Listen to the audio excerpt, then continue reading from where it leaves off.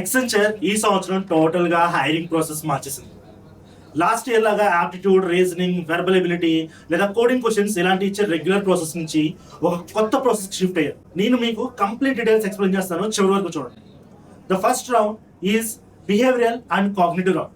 ఇందులో behavioural or psychometric related questions ఉంటాయి, like agree, disagree, strongly disagree. Cognitive round వచ్చేటప్పటికి last year లాగా aptitude, reasoning, verbal ఇలాంటివి ఏమీ లేవు.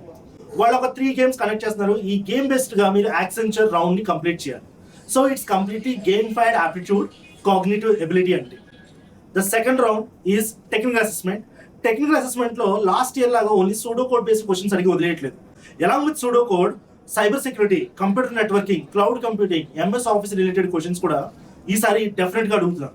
కోడింగ్ అసెస్మెంట్ లాస్ట్ ఇయర్ లాగా కోడింగ్ అసెస్మెంట్ వీళ్ళు ఏదో 2 క్వశ్చన్స్ ఇచ్చి మిమ్మల్ని డిఎస్సి రిలేటెడ్ టాపిక్స్ మీద క్వశ్చన్స్ అడగట్ల. ఈసారి టోటల్ గా కంప్లీట్ గా వాళ్ళు కోడింగ్ అసెస్మెంట్ ని చేంజ్ చేస్తారు.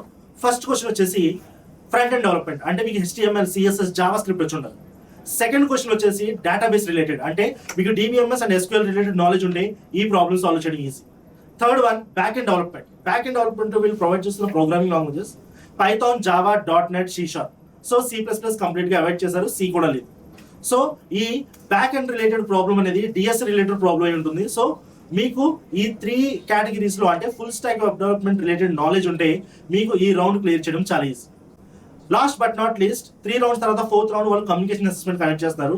కమ్యూనికేషన్ అసెస్మెంట్ లో ఓన్లీ 20% మాత్రమే వెర్బల్ ఎబిలిటీ రిలేటెడ్ క్వశ్చన్స్ ఉంటాయి. Remaining 80% listening, speaking and writing skills మీద ఎక్కువ ఫోకస్ ఉంటుంది బై ఎక్సెంచర్. ఈ 4 రౌండ్స్ అయిన తర్వాత మీకు అన్ని రౌండ్స్ క్లియర్ అయితే ఇంటర్వ్యూ కాల్ వస్తుంది. అండ్ ఎక్సెంచర్ వాళ్ళు చెప్పిన ప్రకారం ప్రతి రౌండ్ కూడా ఎలిమినేషన్ రౌండే except psychometric test. So all the best for your preparation.